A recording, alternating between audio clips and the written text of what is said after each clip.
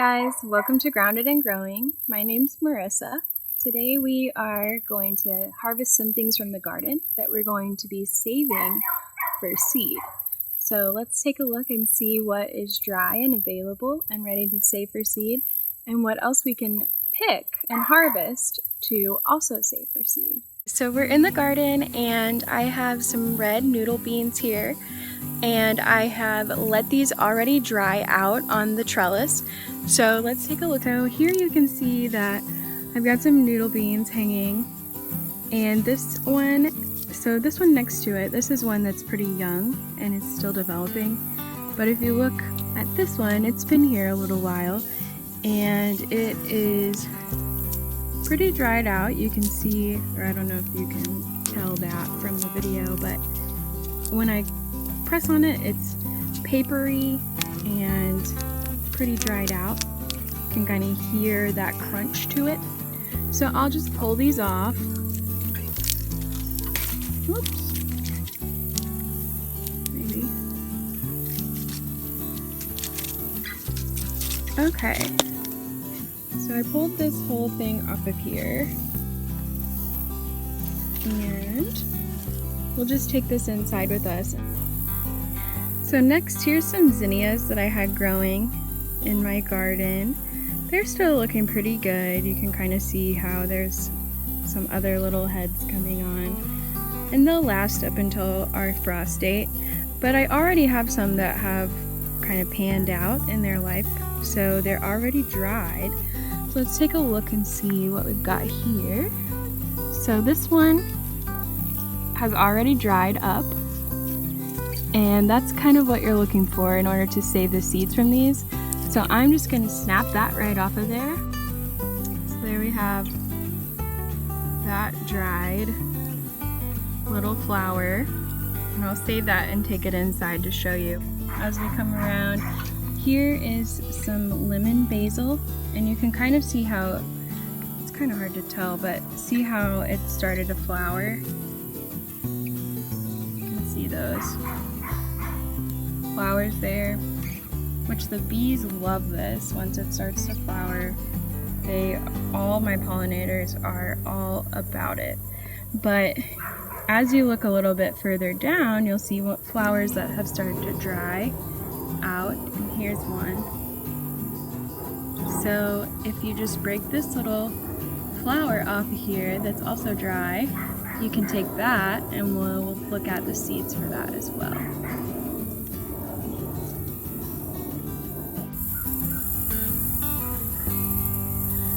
So here is my trellis of all my tomatoes, and these are starting to look pretty rough. We're getting towards the end of the season on these, and it's about time to say goodbye to all of them. But before we do, let's make sure that we save our seeds on these. So when you're saving your seeds for tomatoes,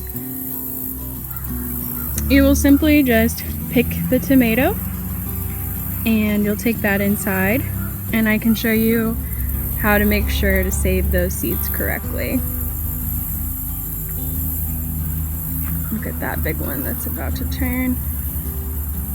Those are one of my favorites. This one is the pink oxheart, and they are such a big, beautiful, meaty tomato. Just wonderful.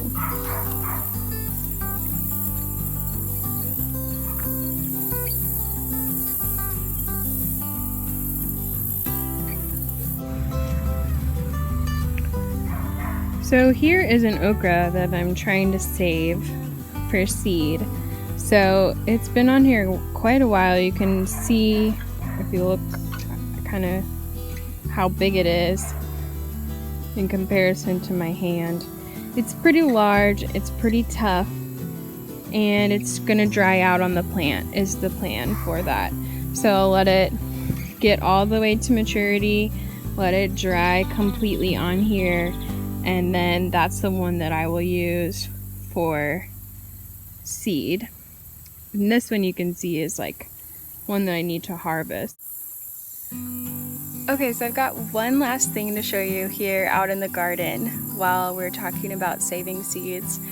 I have this giant sunflower. It's the only one that I ended up with this year. So I'm going to talk to you about, it's getting pretty close, so I'm going to talk to you about how to save your seeds from your sunflowers as well. And this one I won't be taking inside with us to kind of show you in depth, but I'll kind of go through the process while we're out here to kind of give you an idea. So there it is. It's kind of hard to see. All my tomatoes are starting to reach up for whatever they can grab, and they are grabbing this sunflower that is starting to go to seed. So it's dried out quite a bit. Let's take a little peek under here. I don't know if you can see, but you can kind of see there how it's starting to dry. And all of these little like petally pieces. Let me see if I can do this one-handed. See, this will all come off of here. All the little tiny flower heads.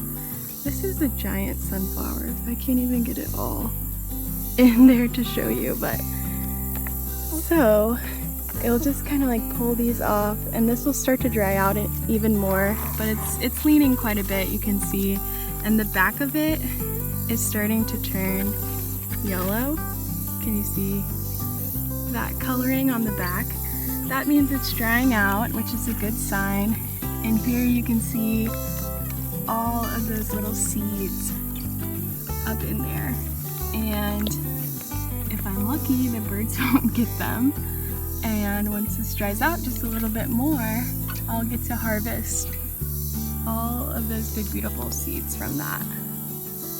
So you just let it dry out, and you can also cut it off at the end of the season if you're getting close to a frost coming. You can cut this entire head off of here and kind of hang it up to dry to get all those seeds out.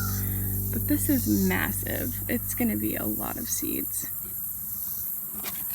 Welcome to my dining room table. Here we're going to be looking at exactly how to save our seeds from both dried items that we just collected from the garden, as well as fresh items that we just collected from the garden.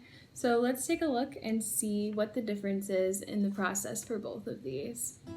Okay, so here is our red noodle beans, and you just split it open here, and those seeds will start to fall out of there.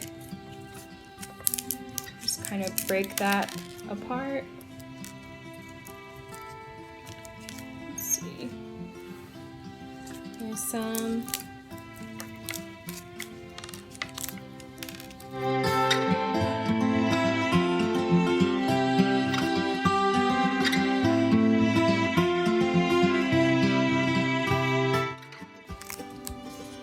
So that's our red noodle beans. We also have some other beans here, and these beans are beans that I normally eat fresh off the plant, just like the red noodle bean. When it's fresh, this is what it looks like. But you can also save these for dry beans as well, but I've typically eaten these for this fresh bean. And this is the burgundy beans. So this is what they look like when you would eat them. So if you leave it on the plant longer than this stage, so there's two that we're ready to eat, you leave them on there and they will start to dry out, just like our red noodle beans. It's the same similar process, and then they will start to look like this. Once they're fully dry on the plant, you can harvest them for the beans inside as well. And as a dry bean, that's actually what you would be eating. So you would eat the bean that's on the inside of this pod, but that is also the seed that you would plant next year to get another round of those same beans. So I'm going to open those up and take a look at them.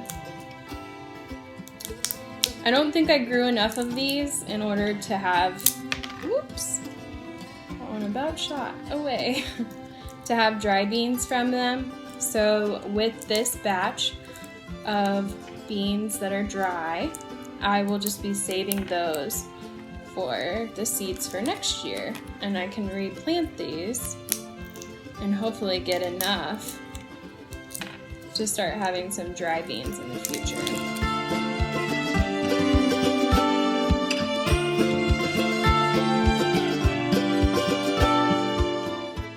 So with these that are really dry like this, you have a couple options. You could leave them out to dry a little bit longer on a paper towel just to ensure that they are completely dry, or you can go ahead and just package these up. So what I normally do is I have some little bags,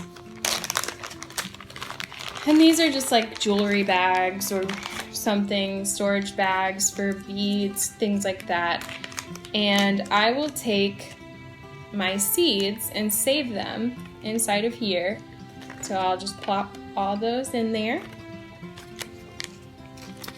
And then I will write on the bag with a Sharpie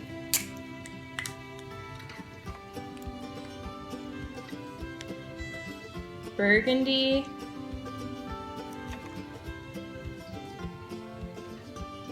bush beans 2020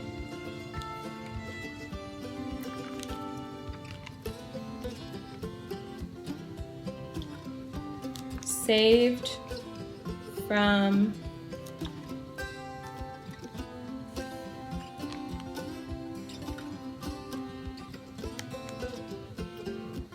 non-isolated, meaning it wasn't the only bean I had growing.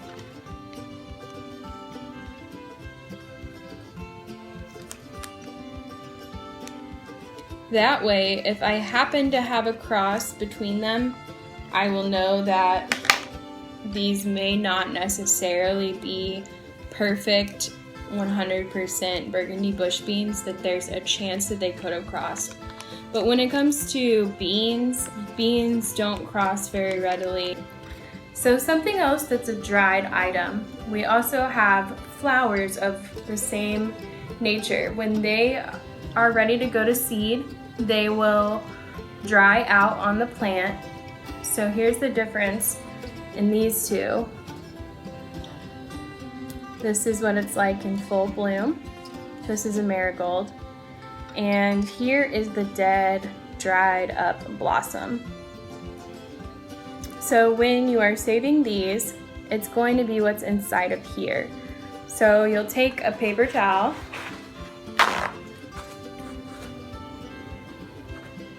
and go ahead and move that out of the way.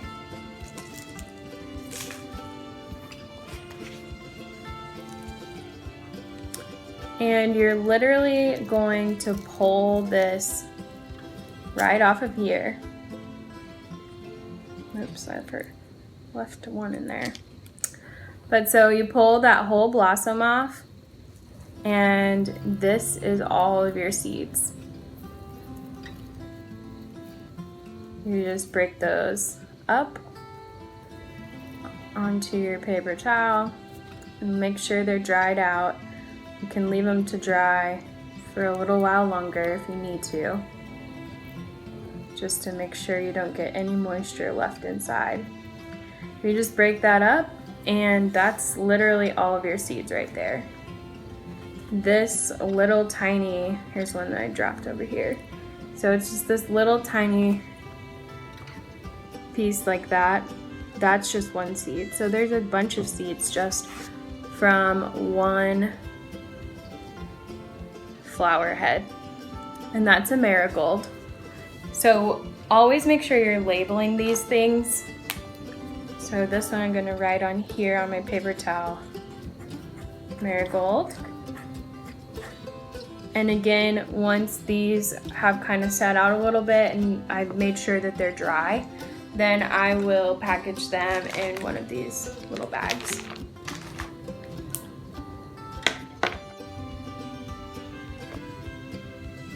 And here is our lemon basil flower that we saved.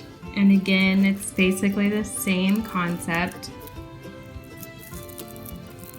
You will take and pull off all these little pieces here of the flower, and inside of there is your seeds.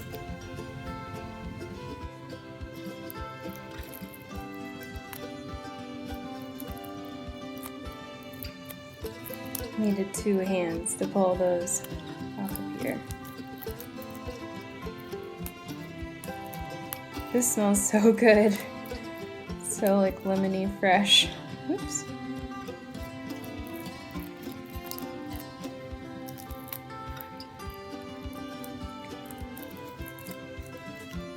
And then with these, it's up to you.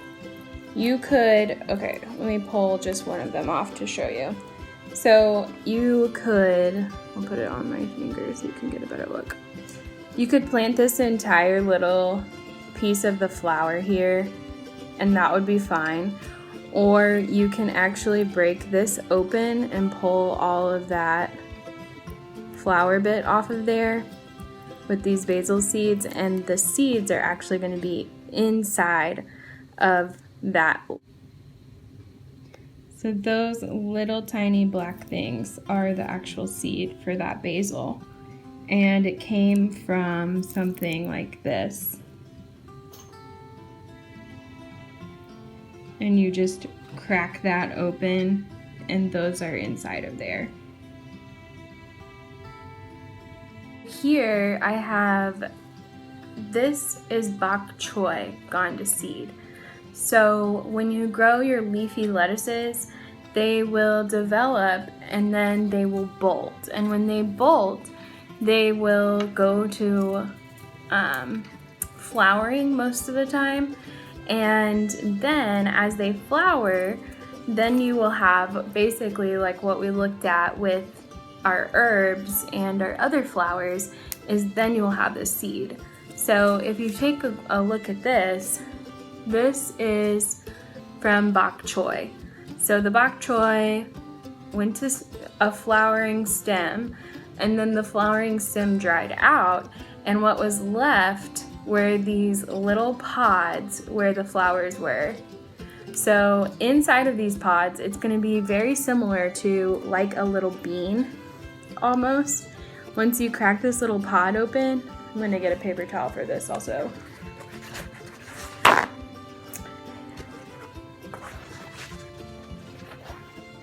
Let's do this side. So once you crack this open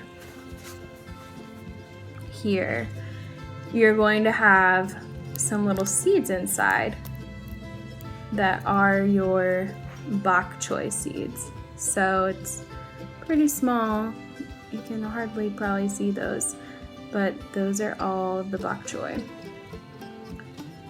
And this is from one plant, like this entire sprig that I have here.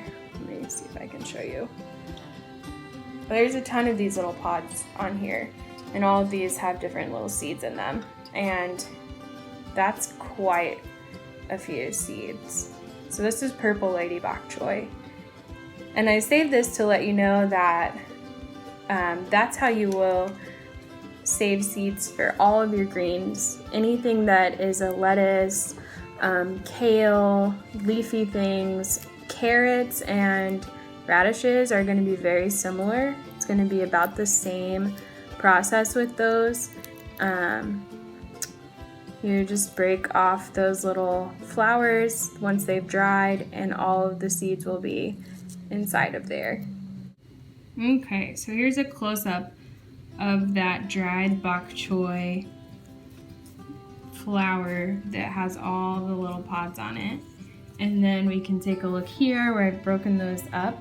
And if you look really close, those little round specks right there,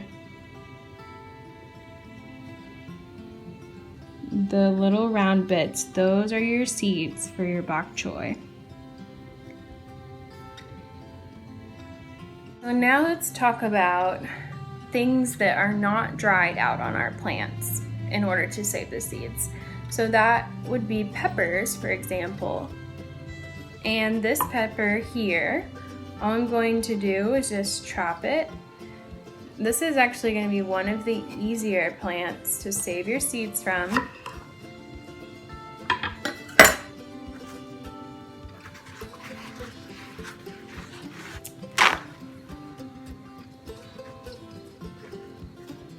So with peppers, all you have to do is make sure that you dry your seeds out after you take them out of the plant, or the fruit, I mean. So this is a cubanelle.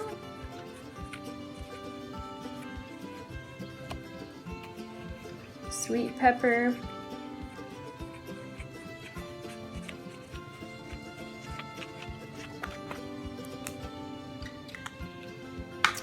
And I will just harvest the seeds from this by pulling them just right out of the fruit.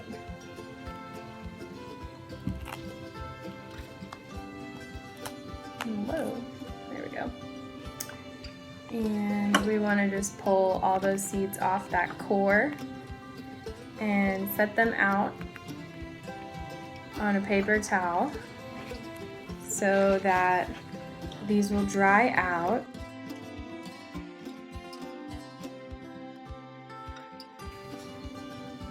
There they are. All of those came from one pepper. And you can still eat this. You've just already pulled those seeds out and it's ready to cook up.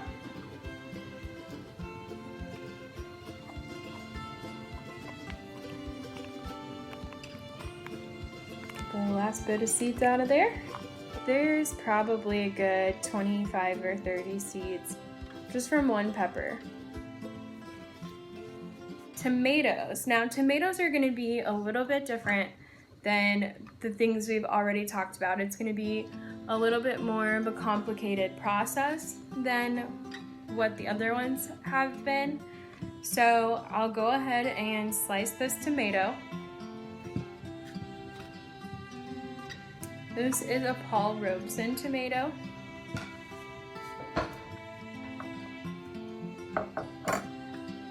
Okay, so we slice our tomato, and then if you take a look, you'll see where the seeds are inside of here. Maybe if I can show you. So here you've got all that gel, and then inside of that gel is where your seeds are located. So that's what makes these a little bit more tricky, is you have to get rid of the gel that encapsulates that seed. So the way that you do that is you'll take a jar of water and you're basically going to ferment this a little bit. So this is a leftover jar that I've recycled from salsa purchased at the store. It doesn't have to be like canned or anything. It can be any kind of container that you want to put it in. It could even be like Tupperware or just a cup with a covering on it, something of that nature. So this is a Paul Robeson tomato. I'll write that on this piece of tape so that I can label my jar so I know what seeds are in here.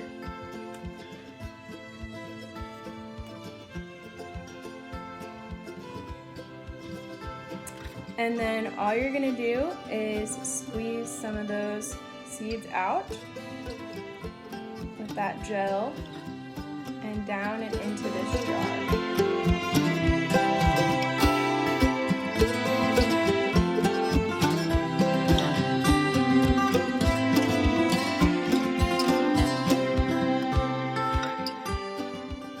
So it's a little bit more work for something like this. It's the same way with melons. Most of your melons will have that gel around the seed as well, so you'll want to make sure that you do the same process with melons. So I got all of those seeds out of there, out of that one tomato, and you can see all of them in there, that gel around them. I'm gonna give it a good shake.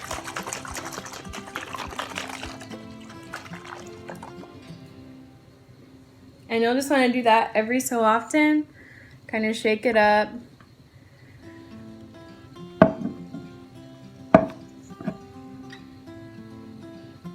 And slowly over time, that will start to come off of there. It'll only take like a few weeks usually. And you'll see as it like settles, there will be some that float to the top. And those ones are typically seeds that you don't want to save. So after the end of your few week period, after the gel has been kind of dissolved off of all of them, then you will want to take a spoon and just kind of scoop off the ones that are floating on the top. And then you can drain it and harvest the seeds that are actually in the bottom up there, because those are going to be your viable seeds. And then you'll just lay it out on a paper towel just like we did with our pepper seeds. Okay, really quickly here, just to wrap things up, to wrap up all that we've talked about today, I wanted to lastly go over everything as far as what would be a dried item that you would save seeds from and what would be more of a fresh item that you would save seeds from. So some of the dried items would be flowers. You would also have all of your herbs like basil, oregano, rosemary, those things. You'd also have any greens, spinach, lettuce, kale, the bok choy that we looked at today. And all of those things will usually flower, what is called bolting, and you will harvest the seed from those. And then we also have root vegetables and also your brassicas. Those two items also are going to be very similar to your greens. They will also do what is called bolting, and they will flower. And then from that flower is how you will save your seed, which is very similar to saving seed from flowers or herbs. And then lastly, we have beans and peas, which we looked at today as well. So the beans will be just like we saw with the noodle beans. You will also do any other kind of bean that way. And peas will also be exactly the same, where they are dried on the plant and then you harvest that final dried pod in order to collect the seeds. And then okra, also exactly the same way. And then all the items that you would harvest a fresh fruit or vegetable for are tomatoes, melons, squash, cucumbers, and peppers. So like we looked at today, tomatoes and melons will need to be fermented, where you place it in the jar and allow that coating that's around the seed, that gel substance, to kind of basically melt away or dissolve away from the outer surface of that seed. And then you allow those to dry out and you can package them up to save. And then also your squash. So squash we didn't get to look at today because I don't have any anymore, but usually with squash what you will do is you will allow for that squash to get very large to its maximum size. So it won't be at the readiness that you would eat it, but you would let it stay on the vine a little bit longer until it reached its full potential. And so what that is going to do is it's going to allow for those seeds to get quite a bit bigger, and then those seeds are reaching that maturity level that you would need for them to be viable for the next season. So then you pick your squash and you cut it up much like we did with the tomato and lay all those seeds out to dry just on a paper towel like we did with the pepper. And once they are completely dry, you can package them up for the next season. And then cucumbers, also very similar. You want to make sure that they get larger than what you would typically eat them at. They're a little bit further advanced and a lot further mature so that those seeds can be a lot more mature. And peppers, which we looked at today as well. So peppers, you would just do exactly how we saw in the video today. I think that pretty much covers it. Thanks, guys.